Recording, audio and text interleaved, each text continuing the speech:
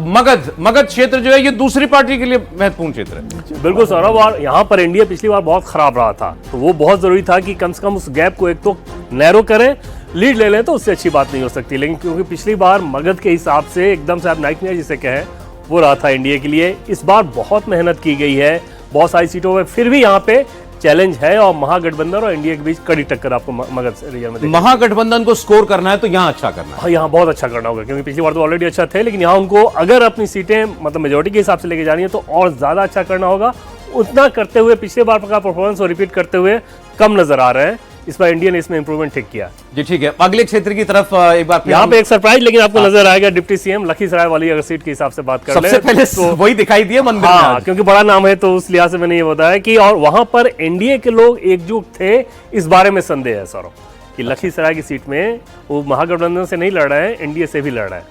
मतलब भीतरघात की आशंका बहुत ज्यादा है लखीसराय में, वो हुआ तो फिर वो एक झटका होगा बीजेपी के लिए अगर डिप्टी सीएम फंस रहे हो। ये 42 सीट वाले मगध की कहानी है। यहां पर महागठबंधन के लिए, ऑपोजिशन के लिए स्कोर करने की अपॉर्चुनिटी रहती है। देखिए इस बार यहां पर वही आगे रहता है या यहां पर कमबैक आपको एनडीए का, बीजेपी जेडीयू का दिखाई देगा। अगला क्षेत्र एक बार एक नजर डाल लेते हैं जल्दी से। तो मगध की सारी सीटें आपको ऐसे हमारी इस बड़ी स्क्रीन पर दिखाई देंगी। भोजपुर 22 सीटों वाला भोजपुर, संदेश, बड़ारा, आरा, आगीगांव, तरारी सीटें, सासाराम, करगहर, ये सब भोजपुर की सीट। पिछली बार के चुनाव के हिसाब से बात करें तो यहाँ पर एनडीए के लिए बहुत खराब रहा था, जैसे बक्सर की सारी सीटें हार रही हैं, आरा में खराब परफॉर्मेंस रहा था। इस बार की अगर बात कर लें तो यहाँ पर इंप्रूवमेंट नजर करते हुए आ रही है एनडीए, और उसमें कई सारी सीटों के अगर हिसाब से बात करें, जैसे ब्रह्मपुर में बहुत अच्छा चुनाव लड़े हैं, पिछली बार वो हारे हुए थे।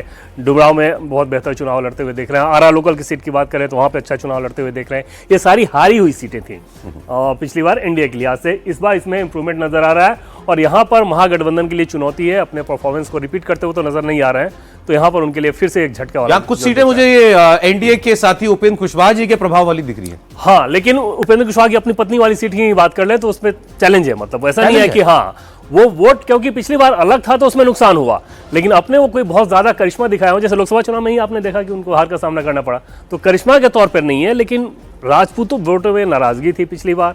दूसरा, कुशवाहा अलग थे, ये दोनों फैक्टर इस बार साथ रहा है, तो उसके चलते ये सारी सीटें आप टिकट डिस्ट्रीब्यूशन में जब पार्टियों के बीच में हो रहा था, इनकी और चिराग पासवान के बीच में काफी तनातनी दिखाई दे रही थी सीटों को लेकर। उसमें एक सीट को लेके हुआ था, उसमें तनातनी ज्यादा, अन्यथा कोई वोट को लेके या सीट को लेके कोई बहुत ज्यादा क्लैशेस नहीं थे।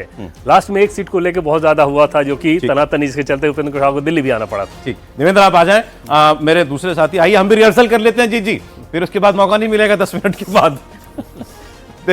अजीत द्विवेदी जी ने कल जो है हमें लगभग बिहार के सारे रीजन्स की 243 में जो 100 सीट तो समझाई दी थी 2-2.5 घंटे के अंदर।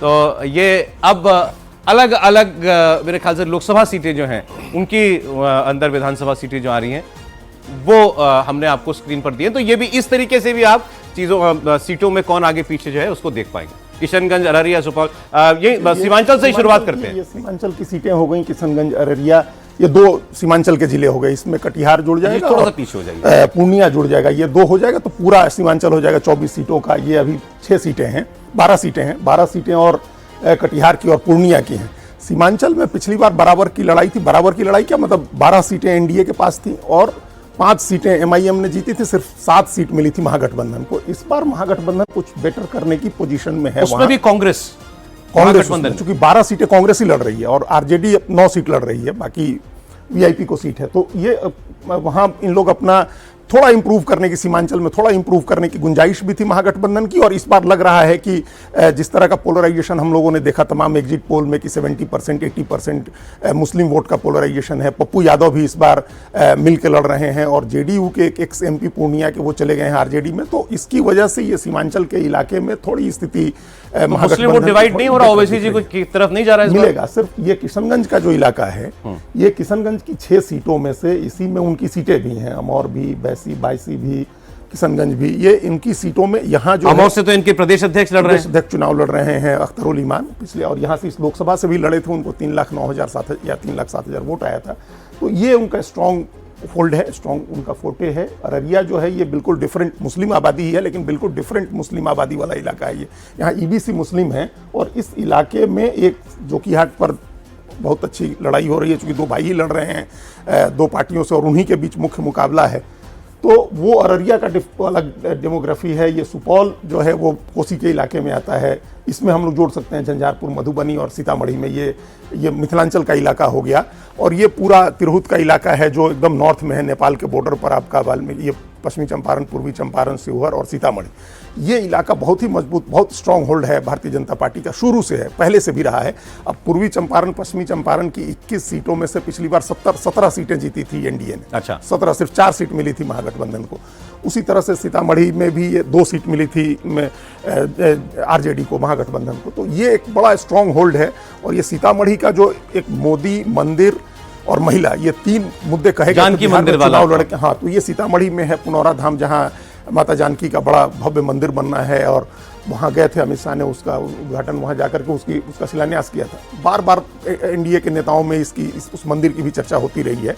तो ये वो इलाका है जो पहले से स्ट्रांग होल्ड है, कास्ट इक्वेशन की वजह से है, डेमोग्राफी की वजह से है, और एक मंदिर का मामला आ जाने से और थोड़ा मजबूत हुआ है। ठीक है।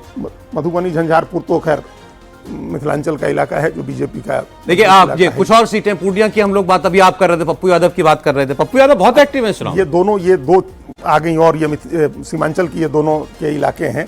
और ये दोनों, यहाँ कटिहार से तारिक अनवर एमपी हैं, पूर्णिया से पप्पू यादव एमपी हैं। तो ये कांग्रेस इस बार जो एक्सपेक्ट कर रही है बहुत अच्छा परफॉर्म करने का, या महागठबंधन, वो इस इलाके में कर रहा है। और इस इलाके में इक्वेशन बहुत बिगड़ा है। ये पूर्णिया के एक्स एमपी भी चले गए हैं आरजेडी में। ये रुपौली सीट है, वहाँ से वो जो एमएलए थी वो भी चली गई हैं उधर। तो पप्पू यादव इस बार सचमुच मिल के लड़ रहे हैं। हालांकि उनकी चली नहीं ज़्यादा, कई सीटों पर वो जिनको टिकट दिलाना चाह रहे थे उनको टिकट मिली नहीं।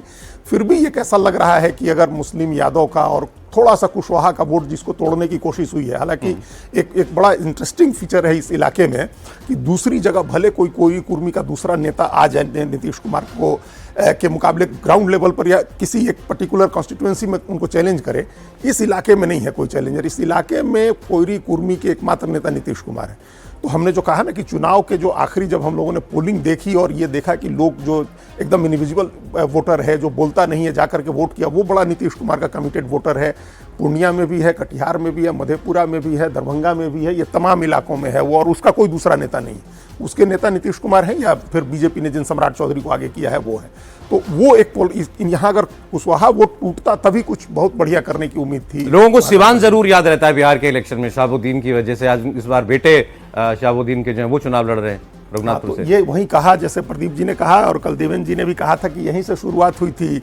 मतलब एक पहला नॉमिनेशन कराया था योगी आदित्यनाथ ने जा करके रामकृपाल यादव का दानापुर में, उस वक्त सिवान गए थे वो, वहाँ उन्होंने जाकर के सभा की थी। और अमित शाह भी गए थे वहाँ, और तमाम बड़े नेता वहाँ जाकर के इस इलाके में सभा कर चुके हैं। रघुनाथपुर सीट है, यहाँ से लड़ रहे हैं ओसामा साहब जो उनके बेटे हैं। और जीरादेई सीट है जहाँ से खुद शहाबुद्दीन पहली बार चुनाव लड़के एमएलए हुए थे। अच्छा। 90 में और फिर 95 में भी जीते थे। तो ये वो इलाका है जहाँ उनका बड़ा असर का इलाका है। और अगर पोलराइजेशन हुआ उनके नाम पर तो फिर ये पूरा साफ हो जाएगा। आज भी लेकिन यहाँ दबदबा आरजेडी का ये सिवान में, ये तो घर है ना, गोपालगंज घर है लालू यादव का। और ये सारण का इलाका आता है, गोपालगंज, सिवान, महाराजगंज, सारण, ये तो उनका गांव का भी इलाका है। और वोट भी उनके अच्छा है। तो एक तो मुस्लिम यादव वोट है ही, प्लस माले का अपना वोट कुछ पॉकेट्स में है। जैसे रघुनाथपुर दरौली की बात कर ले, मैरवा की बात कर ले, तो उन सारे पॉकेट्स में माले वहाँ मौजूद ये तो माले से ही आए हुए रमेश सिंह की पत्नी विजय लक्ष्मी को इस बार नीतीश कुमार ने टिकट दिया था सिवान से, और वो चुनाव जीत गई।